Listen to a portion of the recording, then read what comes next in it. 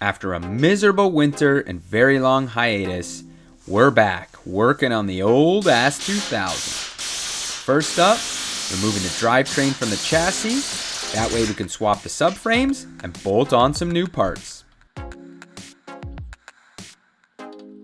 The rear subframe was an easy drop. After disconnecting the suspension, removing the brake calipers and a few other bits, it slid down and out with ease. From afar it doesn't look too bad, but upon further inspection, there's quite a bit of rust, and with that comes seized bolts and bushings, which we know would be trouble. And speaking of... What you doing, Pete? Man, here's another reason why this is the world's shittiest S2000. The subframe bolt is almost seized up inside the chassis. So we're having a really hard time getting it out. I'm gonna be here for another 10 minutes doing this. Why don't you just use the impact gun? Can't use the impact gun. The old impact gun, it works, but not as well as you'd expect. See? Just no go. Just noise, huh? Need some human power. It's like rowing. Stroke! Stroke! Nobody strokes it like PT. Let's go, buddy. Dig in. You can see we made the very dubious decision to support the car's weight off the front rebar with an engine hoist. And that's because we're going to drop the engine down with the front subframe. So we're actually going to just lift the nose of the car a bit with the jack, or sorry, with the engine hoist. Hopefully the rebar doesn't bend on us. Yeah, we'll see how that works out. Probably not our best idea ever, but...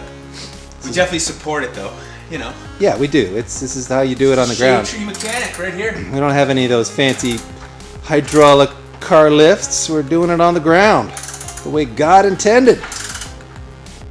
After fighting with that one bolt for no joke over 10 minutes, it finally came out looking like this. Needless to say, we'll be buying a new one. Our jack game is on point, isn't it? And with all the fluids drained, hoses and wiring disconnected, the engine and trans extraction process began.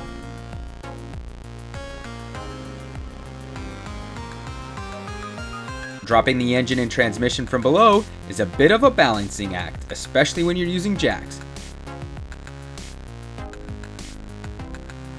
So as you can see, we've dropped the engine and tranny, the whole front subframe down as one large assembly onto a dolly, and we've got a jack supporting the tranny in the back. So now all we're going to do is raise the front of the car up with our engine hoist and hopefully slide the whole thing out. It might be that easy. We'll find out in a second. For the first time in a long time with the ASS2000, something went smoothly for us, and in a matter of no time, we had the engine and trans out, riding solo. Mission accomplished, but we're not done yet. For starters, we've decided that we are going to crack the EP1 tranny off of the block and swap in our new EP2 transmission, which we bought online. It looks in great condition, low mileage though, so we're excited to put that in with its better synchros and slightly better gearing for, well, the kind of power we plan to make. And while we're in there, we're going to ditch that worn out clutch and put in this SPEC Stage 2 Plus clutch. This of course is their shiny blue pressure plate, and the friction disc is pretty cool. It's actually got different material on both sides. It's got a carbon semi-metallic on this side and a Kevlar material on this side. We actually wanted the 2, but Dave from SPEC said no, you got to man up and do the 2 Plus. It's got more torque capacity. This will hold up to 350 pound-feet, but it should also have the drivability and feel of the 2. So we're going to test that theory, and we will report back to you and David's SPEC if we don't like the way it feels. But we're pretty confident this is going to work well for our application. So, also an aluminum flywheel, which I was too lazy to look the weight up on, but holy cow, it's light. I would say it's about half the weight of the stock flywheel, but we will put some real numbers in there for you at some point. And now, how to fail at removing a transmission. All right, let's shake this puppy off. You ready?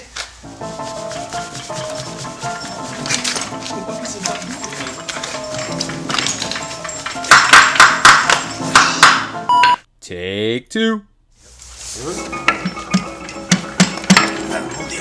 Hold the engine, yeah.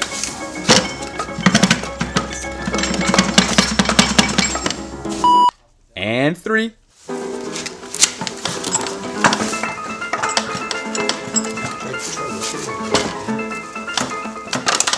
And success! Yes! You want to shoot the video?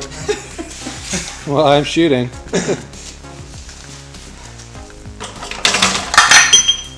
All right. Oh, my back! Shouldn't be lifting that on my own. These bolts are... See, that's what I was thinking, that there's a flange behind it. Okay. Well, So what just happened here's here? a quick tip. Make sure to remove the throw bearing arm before you try to pull the transmission, because if you don't, you're going to be doing what we just did for 25 minutes. So yeah, just do that and you should be able to pull the transmission right off. Shift fork, throw it bearing arm. What do you call that thing? Clutch fork. Clutch fork.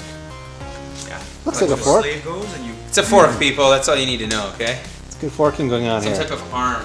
What the- We're not very technical here. No, we're not. All right, back on track. Time to replace the stock clutch and flywheel.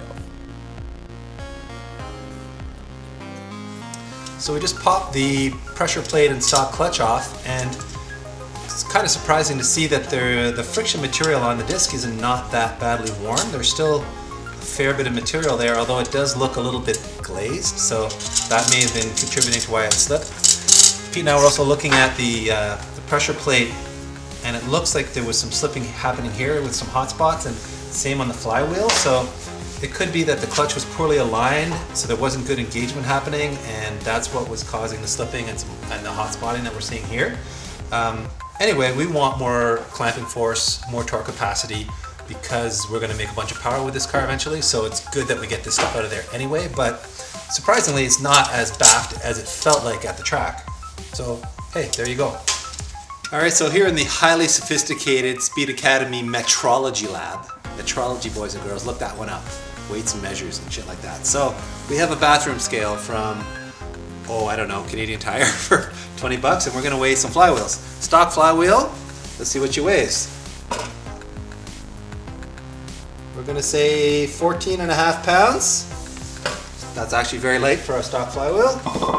SPEC aluminum flywheel, let's see what she weighs.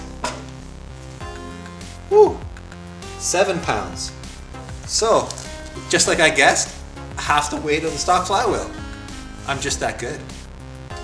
Another highly sophisticated setup was our method to keep the engine from turning while torquing the clutch to spec. Speaking of, 94 foot-pounds is the recommended torque spec.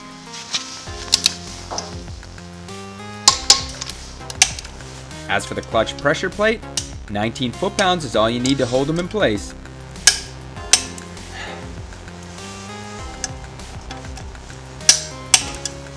We thought the transmission install would be a piece of cake. Boy, were we wrong. How many stooges does it take to install a transmission? Not 1, not 2, 3 looks like the magic number.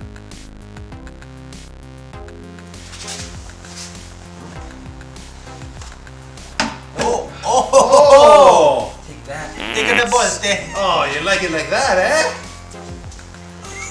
Oh, you like it like that, huh? Alright, so we've got shifter fork snafu number 2 here. After much fighting, we got the transmission more or less back onto the engine before we realized that we needed to have the tranny a bit off to put the shifter fork in to clear the pressure plate. So now we're going to have to actually slide it off a bit to get the shifter fork in and onto the release bearing, and then we can finally push it back all the way in, bolt it up, and we'll be good. But Peter's a little upset that we got this far and now we have to go backwards, but sometimes you got to go 2 steps forward to go 1 step back. This job felt more like 2 steps backwards for every step forward. But our AP2 transmission is installed along with our spec clutch and flywheel, so that means this episode is a wrap. But wait till you see what we encounter with our subframes. That and much more in the next video of Project ASS2000. I got nothing left. Still a lot of juice. I went too soon, PT. I went too soon. I pulled the Walker and Fast and Furious. I went too soon. All right. All right.